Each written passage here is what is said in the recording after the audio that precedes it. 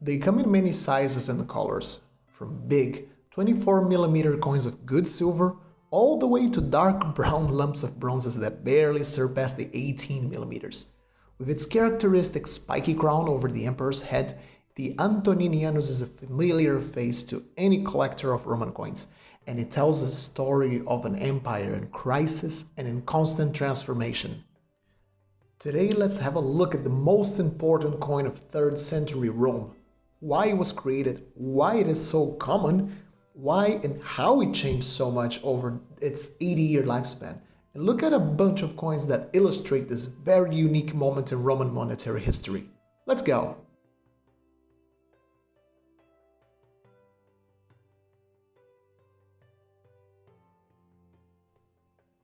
Probably the best way to start this video is with a bit of historical context that will help us contextualize the moment when our favorite coin with a spiky crown was introduced. It is the beginning of the 3rd century AD. The golden age that was the 2nd century Rome is gone, but the empire is still strong and impressive.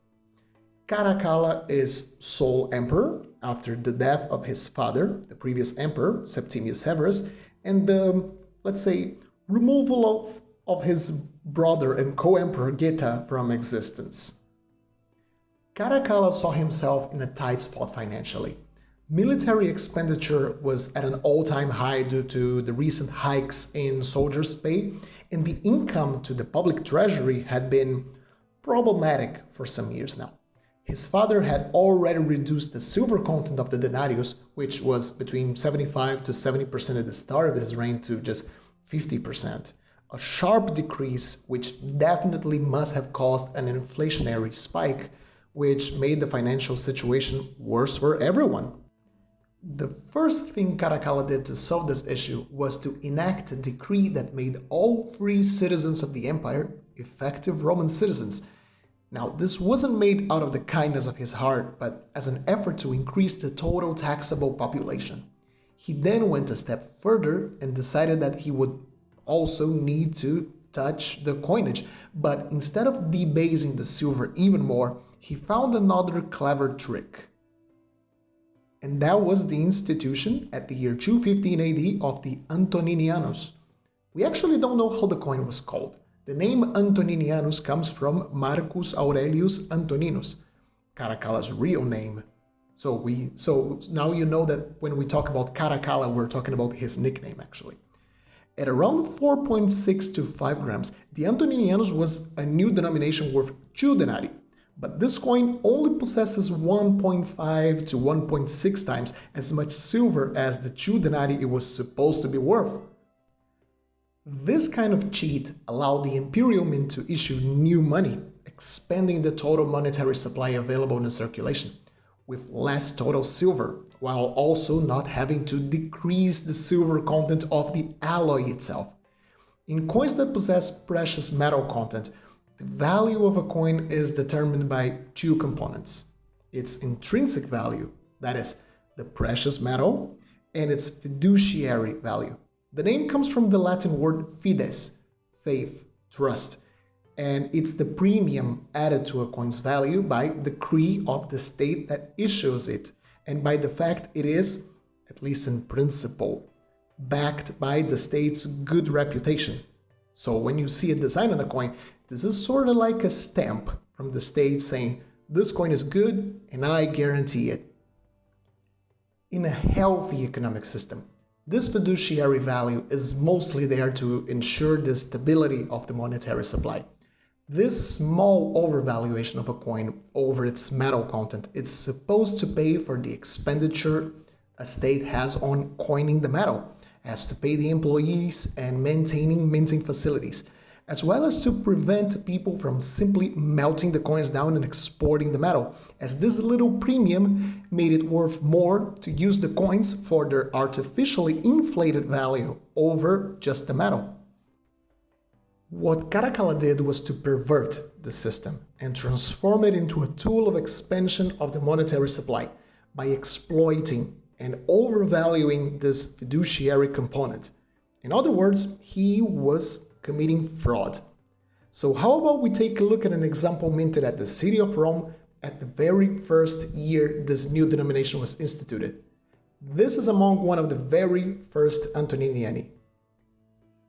I really like this coin. The very first Antoniniani are impressive silver coins of good metal quality compared to the later pieces.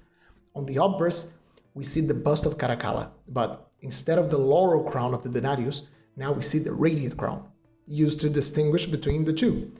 They didn't use numbers and marks of value as we do today, so you just had to look at the crown. If it was a laurel crown, it was 1 denarius. If it was the spiky one, it was 2.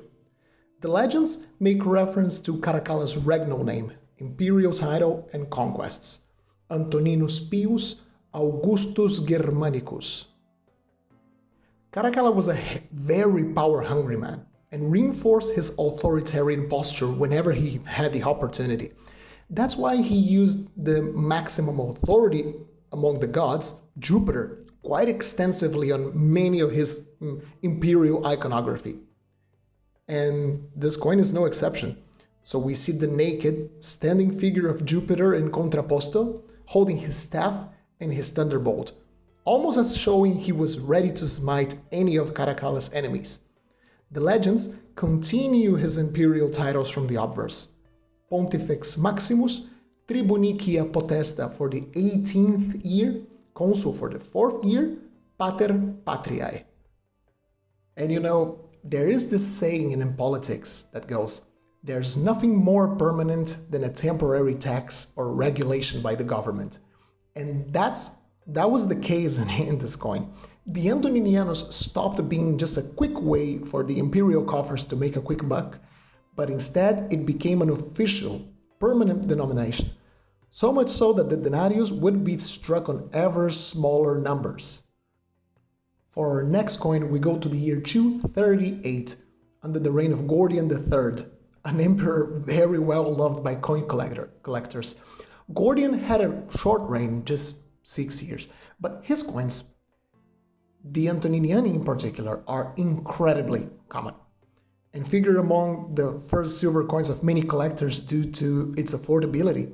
His denarii, however, are less common, and that is because under Gordian, these would cease to be minted in any significant numbers, with only the Antoniniani being minted from now on, transforming Caracalla's little inflationary cheat into official state policy. From that moment onwards, inflation was just part of the Roman monetary system. So some people might be wondering, why are the coins of Gordian so common and why so many reached our days? It is likely that during his reign, a vast number of single denarii were withdrawn from circulation and reissued as Antoniniani, which were minted in the multiple millions every year. Also, people all over the empire were starting to notice the trend of debasement and the political instability that was going on. So hoarding of coins became more common, which is good for us because these coins have reached our days. So let's have a look at this coin. Different from the angry bust of Caracalla previously, little Gordian here is seen as a young child emperor, which he was. At the time of this particular coin was minted, he was just 13, the youngest emperor ever. The legends proclaim his new imperial title: Imperator Caesar Marcus Antonius Gordianus Augustus. It is so weird to see the title Imperator, which equated to the position of chief of the military, associated to a 13-year-old boy. The reverse features a similar motif to that of Caracalla we've seen previously. We once again see the imposing figure of Jupiter carrying his staff and the thunderbolt, but this time the engraver was a bit more humane in his depiction of the emperor, showing the king of the gods protecting this tiny little figure that was the emperor to his left. The legends, Jovi Conservatori, Jupiter the protector, proclaims that the king of the gods is personally responsible for the well-being and the protection of the emperor. The Antoninianus also has a long and interesting series of empresses featured in it. This is one of my favorite Antoniniani in my collection due to the quality of the engraving, which I really love. This example comes from the year 244, struck on the name of Otacilia Severa, or Otacilia Severa, the wife of the following emperor after Gordian, Philip the Arab. When we head to the obverse, it would be tasteless for the time to feature empresses wearing the radiant helmet of the sun god, which was one of the strongest masculine deities of the period. So instead, if we look at the lower part of the bust of the empresses, we can see that behind her we see two sticking bits of the crescent moon. On her head, we can also see a kind of diadem and her hair really neatly organized. The title is spelled similar to male emperors. We see her full name, Marquia Otacilia Severa, and Augusta, the position of empress. The reverse in this coin shows a tendency that started to develop. You see, a lot of coins were being minted, so quality control was starting to slip, with dies that were quite worn down being used way beyond its prime.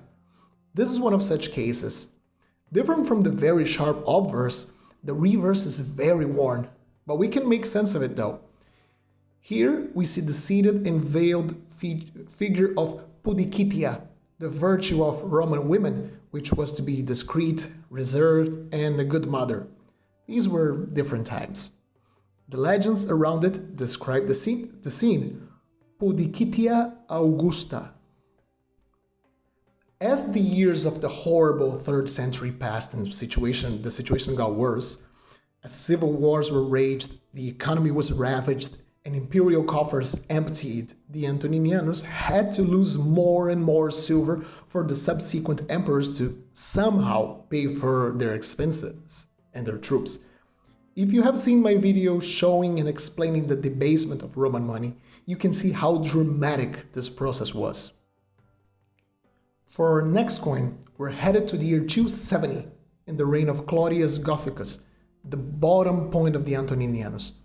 The previously impressive 5 grams coin of 50% silver has been reduced to a pitiful 2.2 grams of a mere 2% silver.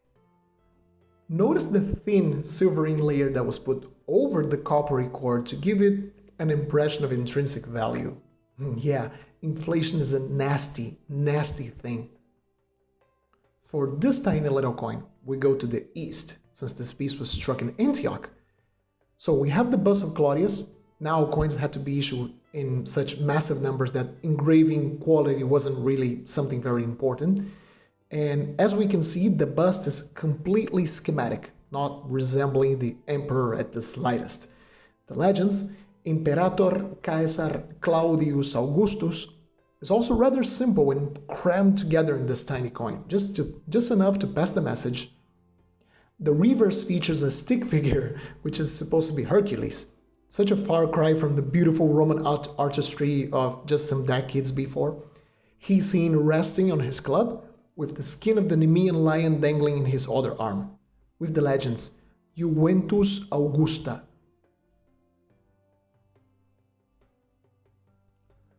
Fortunately, what looked like the end of the Antoninianus was not its demise.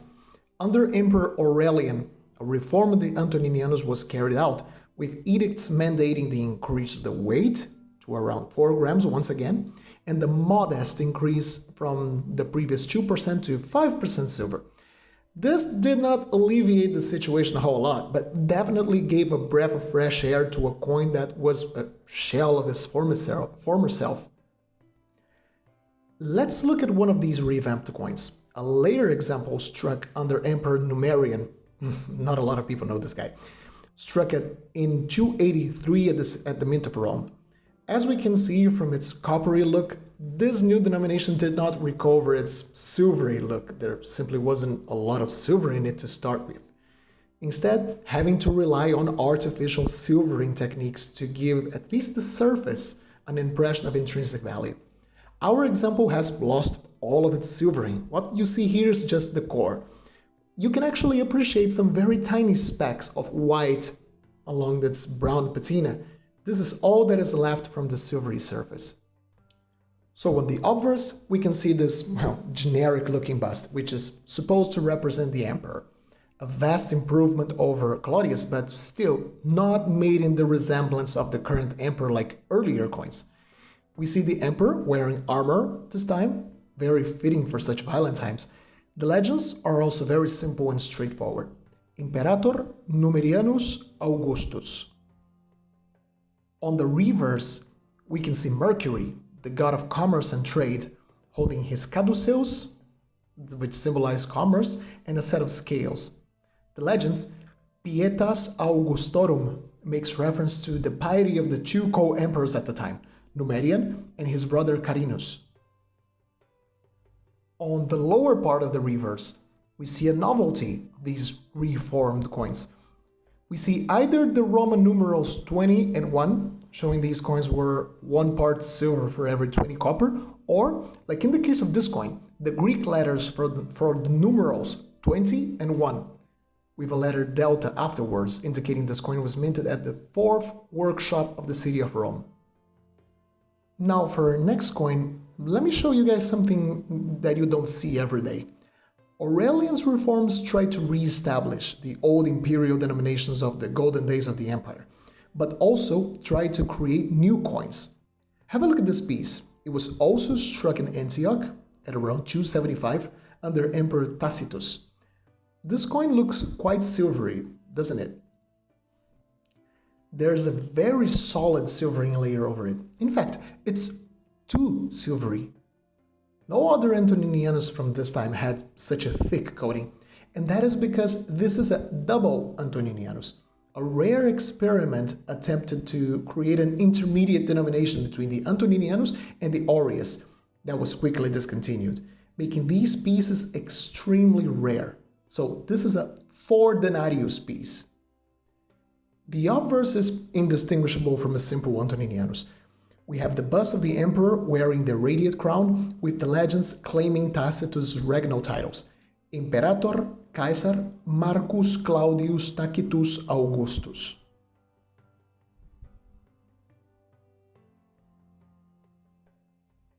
The reverse is a propaganda move to try to cool down any rebellious attitudes, showing the emperor was willing to forgive and forget, as long as no insurrections followed. We see the emperor receiving a golden globe from Jupiter and the legends, Clementia Temporum, announcing it is time for clemency and forgiveness. The only difference is at the lower part, where we see the silver fineness. Remember we had 20 to 1, so now we only have 10 to 1, showing this coin had double the quantity of silver, therefore it was worth twice as much. For comparison, here's another coin from Tacitus, this time just a normal Antoninianus. Very similar coin, just a different bust style, since this was struck in Lugdunum instead of Antioch. I love the fact different regions from the empire had completely different styles on portraiture. Some are great, while others are just horrible, but all have their little charm. So as you can see, they look very similar, but the silver content was different, so the denomination must have been different. And finally, here we are at the year 295, the very last year of the Antoninianus. The joint reign of Maximianus and Diocletian saw the end of the old Roman monetary standard and the creation of what we know today as late Roman coinage. But for a short period, both emperors and their Caesars minted Antoniniani. After looking at Caracalla and the very first Antoninianus, these are the very last of these 80-year-long run of denominations. So how about we say goodbye to this lovely type of coin by looking at the very last Antoninianus.